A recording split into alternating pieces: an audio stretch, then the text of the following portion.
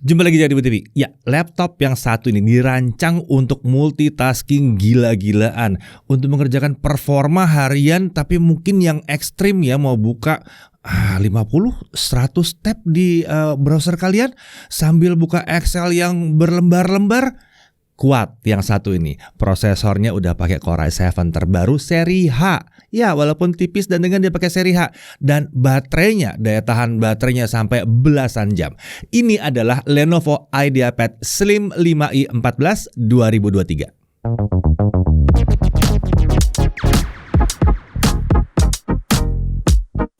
Oke, laptop yang satu ini adalah laptop yang masuk dalam kategori thin and light dari Lenovo dan dia sudah ditenagai dengan 13th generation Intel Core i7 prosesor H series. Meskipun pakai prosesor kelas gaming yang performanya tinggi, tapi daya tahan baterai dari laptop ini wah mantep bener ya. Nah, sebelum kita bahas lebih dalam lagi, mending kita langsung aja mulai dari spesifikasi dasarnya. Untuk prosesor, dia pakai Intel Core i7 13620H, fabrikasi udah Intel 7, base powernya 55 watt, 10 core 16 thread, nggak kaleng-kaleng ini ya. Pakai 6 performance core dan 4 efficient core. Maksimum turbo frekuensinya juga tinggi di 4,9 GHz dan dia memiliki 24 MB Intel Smart Cache. Untuk integrated graphics dia pakai Intel UHD Graphics dengan 64 execution unit. Tapi yang ini UHD Graphics yang modern karena sudah mendukung akselerasi QuickSync dan AV1 juga. Untuk memorinya atau RAM dia pakai 16 GB LPDDR5 5200 langsung dual channel. Ini onboard ya, nggak bisa di-upgrade. Tapi 16 GB untuk kegiatan yang normal sih kayaknya sih nggak ada masalah ya. Multitasking juga udah oke sih kalau pakai 16 GB. Lagian ini 16 GB yang kencang kan. Untuk SSD dia pakai 512 GB SSD NVMe PCIe 4.0. Hanya ada tersedia satu slot M.2 ya di sini sayangnya. Jadi bisa di-upgrade tapi kita harus ganti storage yang udah terpasang.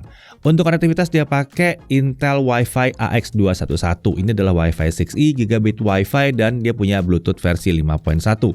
Untuk kapasitas baterainya dia pakai 56,6 Wh dan sistem operasinya adalah Windows 11 Home.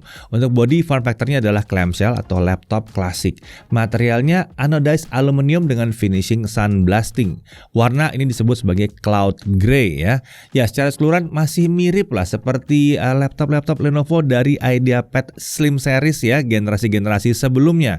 Desainnya tergolong simpel, sederhana ya, dengan logo Lenovo yang berukuran kecil di bagian cover depan laptop dan di bagian palm rest. Nah, kalau bicara soal bodinya yang menarik, laptop yang satu ini diklaim sudah memenuhi standar uji ketahanan militer yang military standar 810H. Jadi harusnya tahan banting ya. Nah, untuk dimensinya panjang 31,2 cm, lebar 22,1 cm dan ketebalan 1,69 cm. Sementara untuk bobot, laptopnya aja di kisaran 1,48 kg dengan charger 186 gram. Jadi totalnya keduanya kalau dibawa-bawa adalah 1,66 kg. Lumayan ringan mengingat prosesor yang dipakai ya.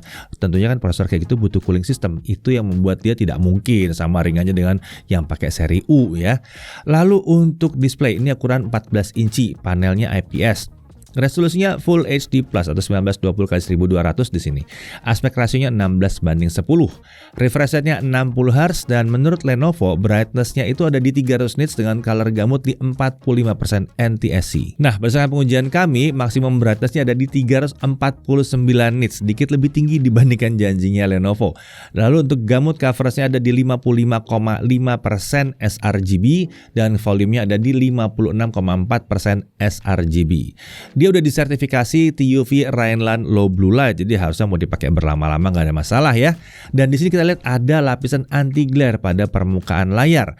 Ini membuat ya nyaman ya kalau kita gunakan di luar ruangan atau mungkin kalau di belakang kita itu banyak pantulan-pantulan cahaya atau jendela-jendela mungkin. Jadi nggak banyak pantulan-pantulan di layarnya ini.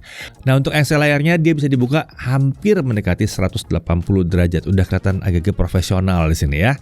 Untuk bingkai kanan kiri ini tergolong tipis dan bingkai atas seperti biasa agak tebal karena ada webcam di situ. Nah, untuk kamera dan mikrofonnya ini menarik ya, kameranya memiliki resolusi 1080p 30 fps dan dilengkapi dengan sensor infrared yang sudah mendukung penggunaan Windows Hello. Jadi udah kekinian banget. Ini membuat login ke Windows jadi lebih cepat dan mudah. Kameranya juga dilengkapi dengan webcam privacy shutter yang membantu meningkatkan privasi pengguna tentunya. Mikrofonnya juga sudah pakai fitur AI noise cancelling. Nah, untuk kualitas kamera dan mikrofonnya kurang lebih seperti ini.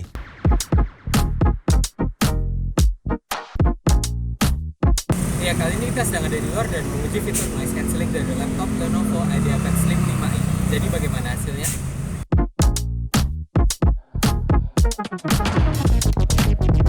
Ya, kali ini kita sedang ada di luar dan menguji fitur noise cancelling dari laptop Lenovo IdeaPad Slim 5i. Jadi bagaimana hasilnya?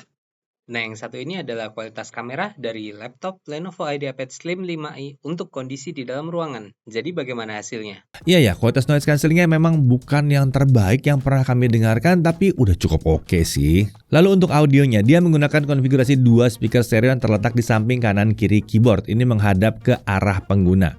Dan terdapat software Dolby Access yang dapat digunakan untuk mengubah preset audio dan equalizer. Untuk suaranya sayangnya ini rasanya kurang lantang ya. Untungnya speakernya ini menghadap langsung ke pengguna. Kalau tingkat loudness segini dihadapin ke bawah, ini semakin nggak kedengeran nih. Cuman memang ya tetap aja walaupun menghadap ke kita, ini tetap aja rasanya masih kurang lantang sih sebetulnya.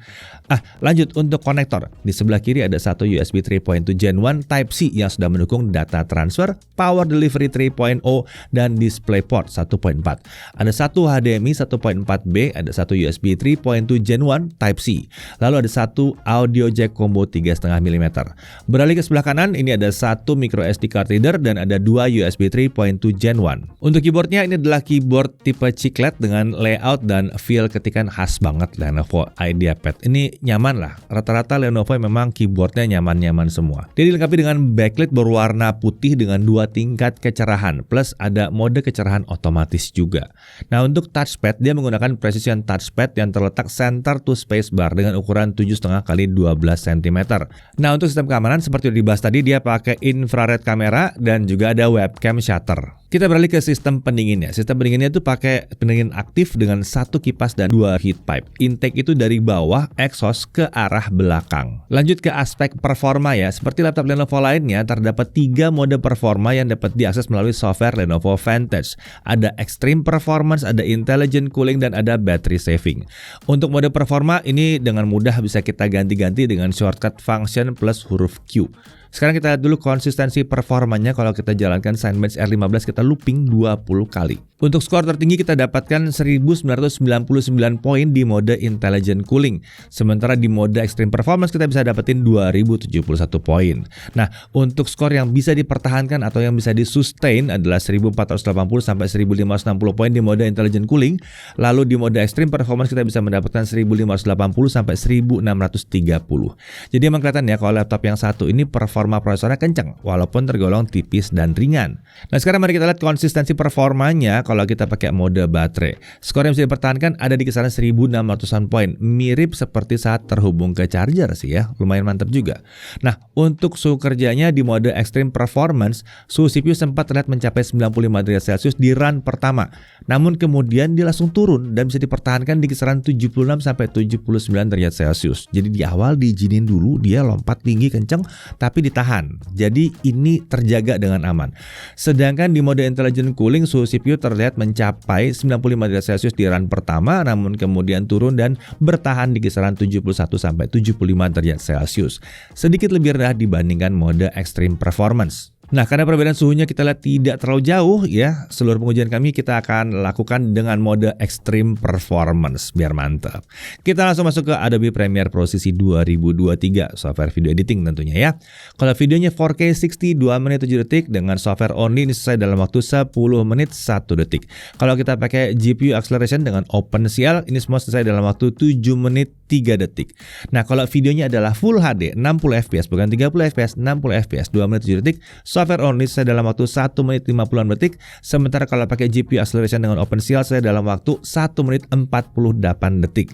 Nah, untuk suhu kerjanya pada saat melakukan exporting ya, yang 4K tadi, suhu CPU sempat spike sekali ke 95 derajat Celcius di awal, tapi kemudian turun perlahan dan bertahan di kisaran 80 sampai 85 derajat Celcius. Lanjut ke DaVinci Resolve 18.1, aplikasi atau software video editing yang gratis di sini ya, walaupun dia kelasnya profesional. Nah, kalau kita pakai video 4K 60 2 menit 7 detik ya, semua saya dalam waktu 14 menit 7 detik. Lalu kalau videonya adalah Full HD 60 fps 2 menit 7 detik, semua saya dalam waktu 3 menit 44 detik. Nah, suhu kerja saat melakukan 4K video exporting, suhu CPU sempat naik ke 90 sampai 95 derajat Celcius selama beberapa saat, tapi kemudian lagi-lagi turun dan bisa bertahan di kisaran 76 sampai 85 derajat Celcius. Tidak mengkhawatirkan sama sekali di sini. Oke, tentunya walaupun dia nggak pakai GPU buat gaming, tapi kalian pasti akan nanya, ya bisa buat gaming nggak? Saya nggak ngerti sih, ini sebetulnya buat kerja yang serius, tapi oke lah, kita tes buat gaming. Dota 2 1280x800 fastest screen render di 100%, kita dapat 55 sampai 85 fps. Genshin Impact 4.2 ya, 1920x1200 lowest kita dapat 55 sampai 60 fps. Valorant 1920x1200 low masih bisa dapat 100 sampai 160 fps. GTA 5 1920x1200 normal, tessellation ada di off, kita masih bisa mendapatkan 55 sampai 70 fps. Nah, sekarang kita lihat pada saat kita mainkan GTA 5 selama setengah jam, suhu CPU itu berkisar di antara 82 sampai 85 derajat Celcius. Sementara untuk suhu permukaannya, area terpanas ada di tengah kiri keyboard dekat huruf R, D, dan F. Di sini mencapai 43 derajat Celcius. Untuk area kiri keyboard ada di kisaran 33 sampai 40 derajat Celcius. Sedangkan area kanan keyboard, wah ini adem sih di 25 sampai 33 derajat Celcius. Untuk area palm rest ini sangat-sangat aman di bawah 32 derajat Celcius. Lanjut ke pengujian storage-nya atau SSD-nya. Kecepatan bacanya di sini adalah 4882 MB per second dengan kecepatan tulis di 3763 MB per second. Udah cukup kencang untuk sebuah laptop tipe thin and light seperti ini. Lanjut untuk battery test ya, pengujian baterai, modenya kita taruh di intelligent cooling beratas di 150 nits dan volumenya kita taruh di 25%. Hasilnya untuk lokal video playback atau muter video 1080p dari dalam laptop ini sendiri, kita bisa mendapatkan waktu 14 jam 20 menit. Ini performa baterai yang sangat baik, bahkan bisa dibilang salah satu yang terbaik untuk kelas harganya. Terutama kalau kita memperhatikan bahwa prosesornya adalah prosesor seri H yang kenceng banget. Lanjut ke charging. 30 menit pertama terisi 38% dan untuk mencapai 100% dibutuhkan waktu 1 jam 55 menit. Ini adalah durasi charging yang tergolong wajar ya. Tapi sebentar, dia punya fitur rapid charging. Kalau diaktifkan, 30 menit pertama terisi hampir 50%, tepatnya 49%. Lalu dari kosong sampai penuh butuh waktu hanya 1 jam 30 menit. Nah, ini chargingnya baru mirip seperti HP kalau gini caranya. Nah, untuk harganya yang satu ini dijual di harga kisaran 13.599.000 dan udah termasuk Windows 11 Home, Microsoft Office Home and Student 2021 yang udah nggak perlu diperpanjang lagi, hidup terus ya. Lalu kemudian garansinya itu 2 tahun premium care dan kita bisa berkonsultasi via layanan telepon 24 jam sehari 7 hari seminggu. Mantap banget. Dan dia juga punya Accidental Damage Protection. Nah, ini menawarkan proteksi terhadap kelalaian pengguna di luar garansi utama, seperti ketumpahan cairan, jatuh dari meja, keretakan pada panel LCD, keyboardnya mati, korsleting listrik, ya macam-macam lah. Yang nggak sengaja ini ditanggung 100% selama 2 tahun dan bisa diklaim lebih dari sekali selama bukan di part yang sama. Kalau partnya sama maksimal 2 kali. Oke, sekarang kita masuk ke hal yang perlu diperhatikan. Yang pertama, color gamutnya hanya di kisaran 55% sRGB. Tapi ya untungnya layarnya udah IPS, jadi udah tergolong nyaman kalau mau dipakai belajar ngedit video ya. Tapi belum cocok buat yang profesional tentunya. Kalau kalian mau ngedit video secara profesional atau ngedit foto secara profesional, mendingan cari layar ekstra di luar ya, tambahin layar lagi, bisa tuh ya. Kemudian RAM-nya ini nggak bisa di-upgrade, tapi konfigurasinya udah langsung dual channel, siap pakai. Ya menurut kami 16 GB udah tergolong cukup banget untuk kegiatan yang cukup berat sekalipun ya, terutama untuk laptop thin and light seperti ini. Kemudian berikutnya masih belum ada konektor Thunderbolt 4. Nah, untuk hal yang menariknya, tentunya yang pertama dia sudah pakai prosesor Intel Core i7 13620H. Ini sih kencang ya, performanya kencang untuk laptop yang tipis seperti ini. Udah punya 10 core 16 thread, jadi udah nyaman banget untuk multitasking yang berat. Bahkan mau gaming tipis-tipis juga masih bisa ya, sesuai pengujian tadi. Kemudian ini adalah salah satu laptop dengan performa baterai terbaik di kelas harganya. Dan tentunya ini terasa sangat hebat sekali karena prosesornya itu prosesor kencang ya, bukan prosesor seri U gitu ya. Kemudian baterai juga dilengkapi dengan fitur rapid charge yang membantu mempercepat pengisian baterai tentunya. Bisa sampai 1,5 jam doang udah full dari kosong. Dia juga dilengkapi dengan sistem keamanan biometrik, infrared kamera juga udah ada di sini. Suhu kerjanya tergolong aman, bahkan di mode extreme performance gak ada masalah. Dan dia punya mode profil performa. Jadi kalau suhu kerja dirasakan agak tinggi, mode performanya bisa kita ubah ke intelligent cooling atau battery saver. Untuk konektivitas dia udah punya Wi-Fi 6E yang udah future proof dan garansinya 2 tahun khas Lenovo yang lengkap dengan premium care dan accidental damage protection. Jadi pertanyaannya, Lenovo IdeaPad Slim 5i 14 ini cocoknya untuk siapa sih? Ya, tentunya untuk pekerja yang di lapangan yang butuh daya tahan baterai yang lama, nah yang ini mantap sih daya tahan baterainya ya. Lalu untuk pekerja kantoran ya, yang butuh laptop performa tinggi dengan kemampuan multitasking yang mantap, nah yang ini cocok banget, prosesor udah pakai seri H, kenceng. Walaupun tetap mudah ya, mau dibawa dari rumah ke kantor, dari kantor ke rumah, tetap aja nggak terlalu berat-berat amat. Buat editing video ringan bisa sih, cuma ya harus diperhatikan layarnya ya. Lalu untuk programming atau coding juga masih bisa banget, tapi pastikan aplikasi yang digunakan emang sesuai dengan spesifikasi laptopnya. Mau gaming tipis-tipis juga masih bisa di sini. Ya, pada akhirnya Lenovo menawarkan IdeaPad Slim 5 ini sebagai sebuah laptop yang multiguna dan multitasking bahkan. Performanya kencang ditambah daya tahan baterainya terbaik di kelasnya, yang membuatnya menjadi pilihan yang layak untuk dipertimbangkan. Saya Dedi Irfan, Jakarta TV.